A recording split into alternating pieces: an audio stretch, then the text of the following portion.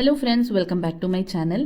ಅಕ್ಕಿನ ನೆನೆಸಿಟ್ಟು ರುಬ್ಬಿ ದೋಸೆ ಮಾಡೋದು ಅಥವಾ ಗೋಧಿ ಹಿಟ್ಟನ್ನು ಯೂಸ್ ಮಾಡಿಕೊಂಡು ದೋಸೆ ಮಾಡೋದು ಇಂದಿನ ಕಾಲದಿಂದನೂ ಬಂದಿರೋದೇನೆ. ಅದೆಲ್ಲ ಏನಂದರೆ ಎಕ್ಸಸ್ ವೆಯ್ಟ್ ಗೇನ್, ಐ ಶುಗರ್ ಲೆವೆಲ್ಗೆ ಅಥವಾ ಐ ಕೊಲೆಸ್ಟ್ರಾಲ್ಗೆ, ಹಾರ್ಟ್ ಡಿಸೀಸಸ್ಗೆ ದಾರಿ ಮಾಡಿಕೊಡುವಂತಹ ಕೆಲವು ವಸ್ತುಗಳು. ಆದ್ದರಿಂದ ಇವತ್ತು ನಾನು ನಿಮಗೆ ಮಲ್ಟಿ ದಾಲ್ ದೋಸೆನ ಯಾವ ರೀತಿ ಮಾಡೋದು ಅನ್ನೋದನ್ನು ತೋರಿಸ್ಕೊಡ್ತಾ ಇದ್ದೀನಿ. I protein, I fibre, low carbs ಇರುವಂತಹ ಈ ದೋಸೆನ ಏನೆಲ್ಲ ಪದಾರ್ಥಗಳನ್ನು ಯೂಸ್ ಮಾಡಿಕೊಂಡು ನಾನು ಮಾಡ್ತೀನಿ ಅನ್ನೋದನ್ನು ಇಲ್ಲಿ ನೋಡೋಣ. ಅರ್ಧ ಕಪ್ಪಷ್ಟು ಕಡಲೆಬೇಳೆ, ಅರ್ಧ ಕಪ್ಪಷ್ಟು ಹೆಸರು ಕಾಳು, ಅರ್ಧ ಕಪ್ಪಷ್ಟು ಉದ್ದಿನ ಕಾಳು, ಅರ್ಧ ಕಪ್ಪಷ್ಟು ರೆಡ್ ಮೊಸರು ದಾಲ್ನ ತೊಗೊಂಡಿದ್ದೀನಿ. ಇದನ್ನೆಲ್ಲ ನಾನು ಇಂದಿನ ದಿನ ನೈಟೇ ನೆನೆಸಿಟ್ಟಿದ್ದೆ.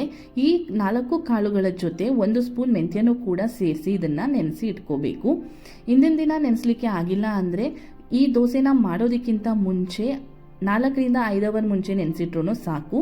ನಾನಿಲ್ಲಿ ರುಬ್ಲಿಕ್ಕೆ 1 ಕಪ್ಪಷ್ಟು ಮೊಸರನ್ನ ಸೇರಿಸ್ಕೊತಾ ಇದ್ದೀನಿ. ಹಾಗೆ ಸ್ವಲ್ಪ ನೀರನ್ನು ಸೇರಿಸಿ ದೋಸೆ ಹಿಟ್ಟಿನ ಅದಕ್ಕೆ ಇದನ್ನು ನಾನು ರುಬ್ಕೋತಾ ಇದ್ದೀನಿ. ಈಗ ರುಬ್ಬಿಟ್ಕೊಂಡಿರುವಂತಹ ಈ ಹಿಟ್ಟನ್ನು ನಾನಿವಾಗ ಒಂದು ಬೌಲ್ಗೆ ಶಿಫ್ಟ್ ಮಾಡ್ಕೋತಾ ಇದ್ದೀನಿ.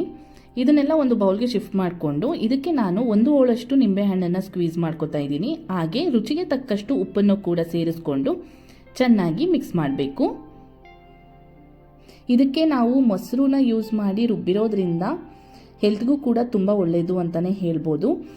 ಅದರಲ್ಲೂ ಹೆಸರು ಕಾಳು ಮತ್ತು ಉದ್ದಿನ ಕಾಳನ್ನ ಸಿಪ್ಪೆ ತೆಗೆದೇ ನಾವು ಯೂಸ್ ಮಾಡಿರೋದ್ರಿಂದ ಅದರಲ್ಲಿ ಪ್ರೋಟೀನ್ ಅಂಶ ತುಂಬ ಜಾಸ್ತಿನೇ ಇರುತ್ತೆ. 25% ಪ್ರೋಟೀನ್ ಅಂಶ ಈ 2 ಕಾಳುಗಳಲ್ಲಿ ಇರುತ್ತೆ.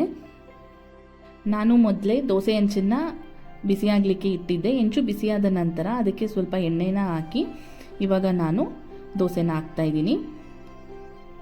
ಈ ದೋಸೆ ಹೆಲ್ತಿಗೆ ಎಷ್ಟು ಒಳ್ಳೆಯದು ಅಂದರೆ ವೆಯ್ಟ್ ಲಾಸಿಗಂತೂ ತುಂಬ ಹೆಲ್ಪ್ ಮಾಡುತ್ತೆ. ಹಾಗೆ ಮಕ್ಕಳಿಗೂ ಸಹ ತುಂಬ ಒಳ್ಳೆಯದು. ವೆಯ್ಟ್ ಲಾಸ್ನಲ್ಲಿ ಇರೋರು ಡೈಲಿ ಸೋಕ್ ಮಾಡಿರುವಂತಹ ಡ್ರೈ ಫ್ರೂಟ್ಸ್ ಅಥವಾ ಓಟ್ಸ್ ತಿಂದು ಬೇಜಾರಾಗಿದ್ದರೆ, ವೆರೈಟಿ ಆದ ಟಿಫನ್ನ ತಿನ್ನಬೇಕು ಅಂತ ಅನಿಸಿದ್ರೆ ಈ ರೀತಿಯಾದ ದೋಸೆಯನ್ನು ಮಾಡಿ ತಿನ್ನಿ. ಹೆಲ್ತ್ಗೂ ಕೂಡ ತುಂಬ ಒಳ್ಳೆಯದು. ಹಾಗೆ ವೆಯ್ಟ್ ಲಾಸ್ ಆಗಲಿಕ್ಕೆ ತುಂಬಾ ಹೆಲ್ಪ್ ಮಾಡುತ್ತೆ. ಯಾಕೆಂದರೆ ಐ ಪ್ರೋಟೀನ್, ಐ ಫೈಬರ್ ಇರುವಂತಹ ಫುಡ್ ಇದು. ಈಗ ದೋಸೆಯನ್ನು 2 ಸೈಡು ನಾನು ಚೆನ್ನಾಗಿ ಬೇಯಿಸ್ಕೊತಾ ಇದ್ದೀನಿ.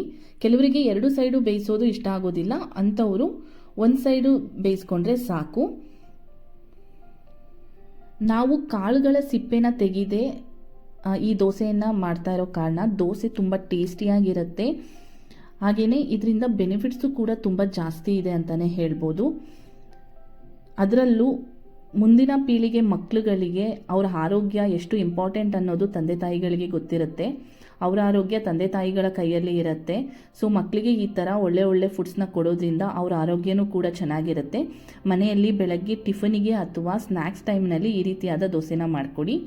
ಈ ದೋಸೆಗೆ ನಾನಿವತ್ತು ಇನ್ಸ್ಟೆಂಟಾಗಿ ಚಟ್ನಿನ ಮಾಡಿ ತೋರಿಸ್ತಾ ಇದ್ದೀನಿ. 1/4 ಕಪ್ಪಷ್ಟು ತೆಂಗಿನಕಾಯಿನ ಹಾಕೋತಾ ಇದ್ದೀನಿ. ಹಾಗೆ 1/4 ಕಪ್ಪಷ್ಟು ಕಡಲೆ ಮತ್ತು 2ರಿಂದ 3 ಹಸಿಮೆಣಸಿನಕಾಯಿ, 1 ಸ್ಪೂನಷ್ಟು ಜೀರಿಗೆನ ಹಾಕೋಬೇಕು.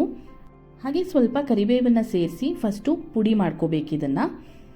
ನಂತರದಲ್ಲಿ ಇದಕ್ಕೆ 1/4 ಕಪ್ಪಷ್ಟು ಮೊಸರನ್ನ ಸೇರಿಸ್ಕೊಂಡು ಸ್ವಲ್ಪ ನೀರನ್ನು ಕೂಡ ಸೇರಿಸಿ ಚಟ್ನಿ ಅದಕ್ಕೆ ಇದನ್ನು ರುಬ್ಕೋಬೇಕು. ಈ ಮಲ್ಟಿ ದಾಲ್ ದೋಸೆಗೆ ಇನ್ಸ್ಟೆಂಟಾಗಿ ಮಾಡಿರುವಂತಹ ಕಾಯಿ ಚಟ್ನಿ ಸೂಪರ್ ಕಾಂಬಿನೇಷನ್ ಅಂತಲೇ ಹೇಳ್ಬೋದು.